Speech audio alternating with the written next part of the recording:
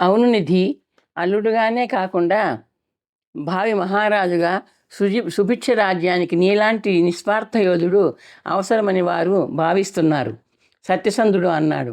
ఆర్య, మీరు మహారాజు గారు మర్చినట్టున్నారు. నేను క్షత్రియుణ్ణి కాను. సత్యసంధుడు చిన్నగా నవ్వాడు. అది వీరదశమి నాటి లౌక్యం. మేధావులు పెట్టిన మెలిక. ఆనాడు నీకు జరిగిన అన్యాయానికి ప్రభువులు పశ్చాత్తాపడుతున్నారు. నవనిధులను సంపాదించుకు వచ్చి అప్పగించిన నీ సాహసానికి, స్వార్థరాహిత్యానికి, తెగుంపుకి అదే తగిన పురస్కారం అంటున్నారు వారు. కులగోత్రాల పట్టింపుని ప్రభువులు తిరస్కరించారు. రాజ్యం వీరభోజ్యం అన్నారు, క్షత్రియ భోజ్యం అనలేదు. ముక్కంటి అన్నాడు. నీ జాతకం చూశాను, యువరాణి జాతకం చూశాను. పాలు తేనెల్లా కలుస్తున్నాయి రెండు. నవనిధులు సాధించగలిగేది నిధి ఒక్కడే అని నీ జాతకం చూసి మొదటే చెప్పాను. సర్పాలు నిన్ను ఏమీ చేయవు అని కూడా చెప్పాను. నా గణన తప్పలేదు, ఇప్పుడు తప్పదు. నీది మహారాజ యోగ జాతకం. నీ బ్రతుకు బంగారు పంటలు పండుతుంది. కాదనకు నాయనా. మీ ప్రతిపాదన నన్ను ఆందోళనకు గురి చేస్తోంది. మీరు పెద్దలు, నాకు ఇంట్లో కూడా పెద్దలు ఉన్నారు, నిధి అన్నాడు. మహారాజు గారు ఇస్తోంది నిన్ను మింగలేని ముద్ద. అవునవును, నీ తల్లిదండ్రుల అంగీకారము, అనుమతి అవసరమే. వాళ్లతో మాట్లాడు, మేము సంప్రదిస్తాం, సత్యసంధుడు అన్నాడు. నాయనా నిధి, ఈ ముక్కంటి భవిష్యవాణిని నిజం చేస్తూ నవనిధుల్ని మూటగట్టి తెచ్చావు. అది నీ చేతిలో పని. అలాగే సుభిక్ష సామ్రాజ్యానికి ఉత్తమ ప్రభువుని ఇచ్చేది కూడా నీ చేతిలోదే. సానుకూలంగా ఆలోచించు. నవనిధుల్ని సమకూర్చి రాజ్యాన్ని సుసంపన్నం చేసిన నిన్ను మించిన సింహాసనార్హుడు మరొకడు లేడు, ముక్కంటి అన్నాడు. నిధి మౌనంగా తల పంకించి వెనుదిరిగి వెలుపలికి నడవసాగాడు. సౌబల నగరంలో సుబలాదేవి ఆలయంలో అక్కడి మహామంత్రి రాజపురోహితుడు తనను కలుసుకుని గగనను పట్టాభిషేకానికి ఒప్పించమంటూ ఒత్తిడి చేసిన సన్నివేశం గుర్తొస్తోంది నిధికి. అక్కడ గగనను ఒప్పించే పని, ఇక్కడ తనను తాను ఒప్పించుకునే పని. నిధి బుర్రలో రకరకాల ఆలోచనలు కుదిపిన పుట్టలోంచి కందిరీగల్లా లేస్తున్నాయి. నవనిధుల అభ్యర్థనలో స్వార్థము, ఇప్పటి అభ్యర్థనలో స్వార్థం. వెలుపలికి వచ్చిన నిధి గుడి వెనుక భాగం వైపు నడిచాడు. మహామంత్రి జ్యోతిష్కుడు వెళ్ళిపోవడం మంచిది. నిధి ప్రాకారం దగ్గరగా ఆగాడు. ఎదురుగా చెట్లతో పంట పొలాలతో ప్రకృతి కనువిందు చేస్తోంది. కళ్ళకి కనిపిస్తున్న ప్రకృతి మీద అతని మనసు లేదు. ఆలోచన ప్రవాహం వేడి నిట్టూర్పు రూపంలో బయటపడింది. నిధి, ఎవరో చూశావా? సుగాత్రి కంఠస్వరం నిధిని విసురుగా వెనక్కు తిప్పింది. ఏమిటి నీ మాటల మాయాజాలం? అక్కడ యువరాణి గారు ఉన్నట్టు చిత్రించావు. నిధి కంఠంలో ధ్వనించిన కోపాన్ని చిరునవ్వుతో తుడిచివేసే ప్రయత్నం చేసింది సుగాత్రి. యువరాణి గారు అక్కడ ఎందుకుంటారు? అక్కడ కర్దముల వారింట్లో ఉంటే. ఏమిటి, మా ఇంట్లోనా? మళ్ళీ మాటల మాయాజాలమా? పల్లకిలో మీ ఇంటి ముందు దించి సగౌరవంగా లోపలికి పంపించి ఇలా వచ్చా. మా ఇంట్లో ఏం పని? నీ స్నేహితురాళ్లను అరణ్య మార్గంలో చూశారుగా, మళ్ళీ మళ్ళీ చూడాలని, కళ్ళారా చూసి నోరారా మాట్లాడాలని అనిపించిందట. వచ్చారు. నువ్వు చెప్పిన ఎవరో ఆలయంలోకి నన్ను ఎందుకు రప్పించుకున్నారో నీకు తెలుసా? తెలుసు. అది అంతఃపురానికి సంబంధించిన విషయం కదా నిధి. అంటే యువరానికి మహారాజు గారి ప్రతిపాదన తెలుసా? ప్రతిపాదన జన్మస్థానం మహారాజు గారి మెదడు కాదు, యువరాణి గారి హృదయం. నిధి ఆశ్చర్యంతో చూశాడు. మెల్లగా చిరునవ్వు అతని పెదవుల్ని కొద్దిగా విడదీసింది. కేసరి కళ్ళు పోయాక, తండ్రి గారు ఆ కుటుంబాన్ని వెళ్ళగొట్టాక జన్మించింది ఆ హృదయ క్షేత్రంలో. తమ్ముడు గారి వెటకారం, సందేహం అక్కకి అర్థమయ్యాయి. వాలీశ్వర స్వామి మీద, నన్ను కన్నవారి మీద ప్రయాణం చేసి నిజం చెప్పనా? సుగాత్రి ప్రశ్నించింది. నిజం చెప్పు. సుగాత్రి నిధి కళ్ళలోకి సూటిగా చూసింది. వీరదశమి నాడు నిధి అనే యోధుడి విజయం పరాజయంగా మాట్లాడినప్పుడు పుట్టింది. అక్క, నీ విజయాన్ని తొక్కిపెట్టగానే యువరాణి గారు లేచి వెళ్ళిపోయారు. నీకు గుర్తుందా? నిధి తలాడించాడు. కేసరికి ఆమె కాబోయే ధర్మపత్ని అనుకున్నారే. ఆమె అనుకుందో లేదో నాకు తెలీదు. వీరదశమి ముందు మేనమామ గారి కొడుకు మీద ఆమెకు ప్రేమ ఉండేదో లేదో తెలీదు. ఏనాడు కేసరి గురించి ఉత్సాహంగా యువరాణి గారు మాట్లాడలేదు.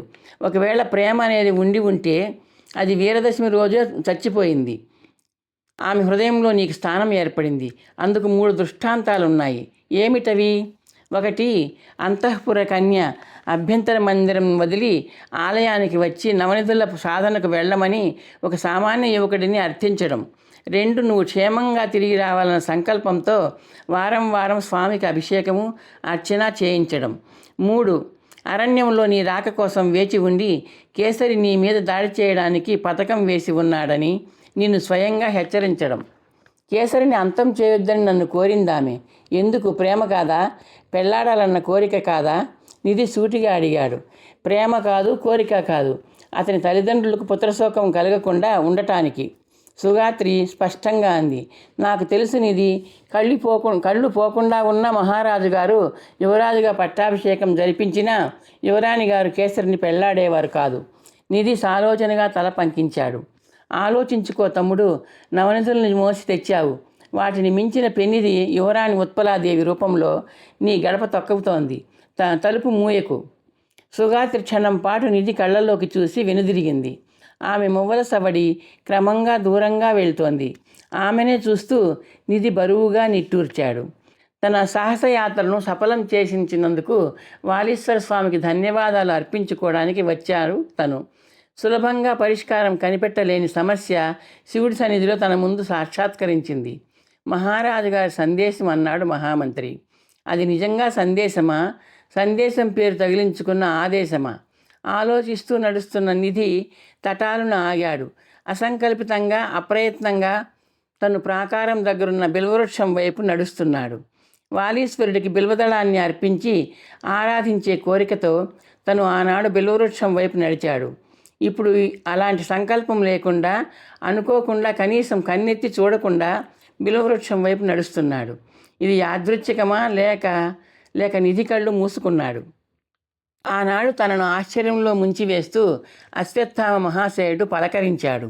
నవనిధుల సంపాదనకు వెళ్ళమన్నాడు. తనకు సహాయం చేయాలనిపించినన్నాడు. ఈనాడు తనకి మార్గదర్శనం అనే సహాయం అవసరమైంది. అశ్వత్థామ ఆర్యులు సహాయం చేస్తారా? నిధికి సహాయం ఎప్పుడు అవసరమో నిర్ణయించుకోవాల్సిన నిధి కాదని అశ్వత్థామని ఆయన అన్నారు. 1 కన్నా ఎక్కువ సార్లే ఆ విధంగా హెచ్చరించారు. ఇప్పుడు తను ప్రార్థిస్తే తనకు వినిపిస్తారా? తన అభ్యర్థనను వినిపించుకుంటారా? యువరాణితో వివాహం అనే ప్రస్తావన తనలో అర్థం కాని అనుమానాన్ని, అర్థం చేసుకోలేని ఆందోళనని కలిగిస్తోంది. దోసిలి నిండా ధాన్యం గింజలు పట్టుకున్న మనిషి ఆ గింజలను తినడానికి రమ్మని పిలిస్తే భయపడే పక్షిలా ఉన్నాడు తను. నిధి కళ్ళు తెరిచాడు. అది వరమే కావచ్చు, శాపమేమో అన్న శంక కలుగుతోంది. ఎందుకు? తనకు సందేహ నివృత్తి చేసే సహాయం కావాలి, తక్షణ సహాయం.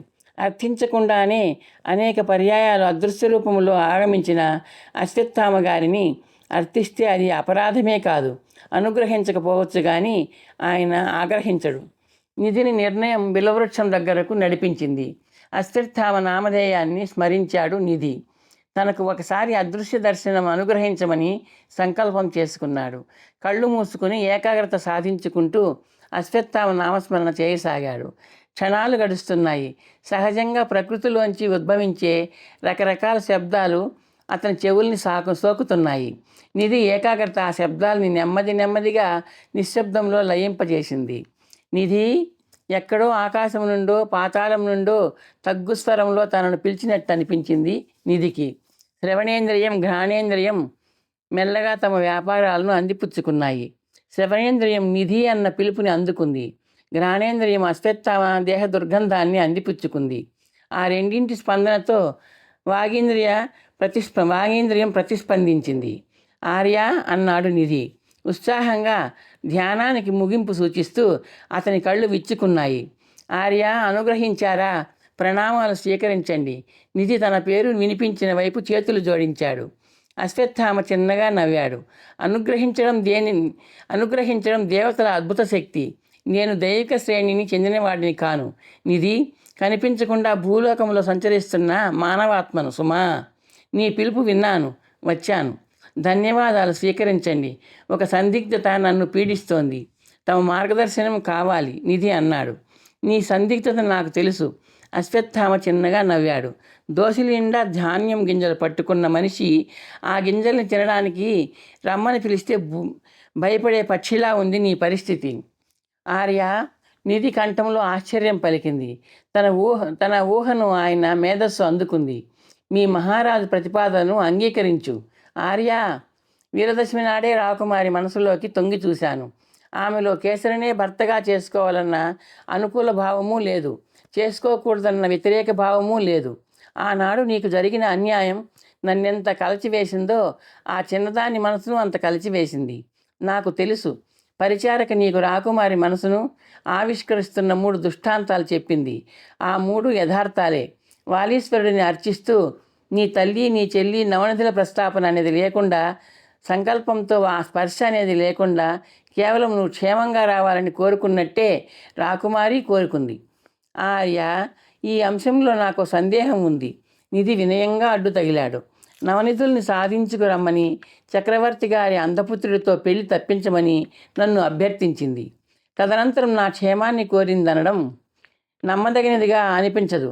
గుడ్డివాడితో పెళ్లి జరుగుతుంది ఏమో అన్న ఆందోళనతో, ఆవేదనతో నిన్ను ఆ విధంగా కోరింది. నువ్వు ప్రాణాలకి తెగించి వెళ్ళాక ఆమె ఆలోచన సరళి మారింది. నువ్వు క్షేమంగా తిరిగి వస్తే నీ శౌర్య పరాక్రమాలు రాజ్యాన్ని, చక్రవర్తి దండయాత్రల నుండి కాపాడుతాయని సద్భావనతో నమ్మింది. నీకు సంబంధించినంతవరకు రాకుమారి ఉత్పల పరిచారిక అన్నట్టు నవనిధుల్ని మించిన పెన్నిదే. ఆమెను అర్ధాంగిలక్ష్మిగా స్వీకరించు. జీవితాంతం మీకు రుణపడి ఉంటాను. నా కంటికి కనిపించరా స్వామీరు? నిధి ఆశగా అడిగాడు.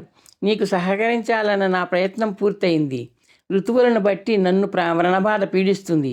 ఇంక నేను హిమాలయ పర్వత ప్రాంతానికి వెళ్ళాలి. ఇంక నీకు నా అవసరం రాదు.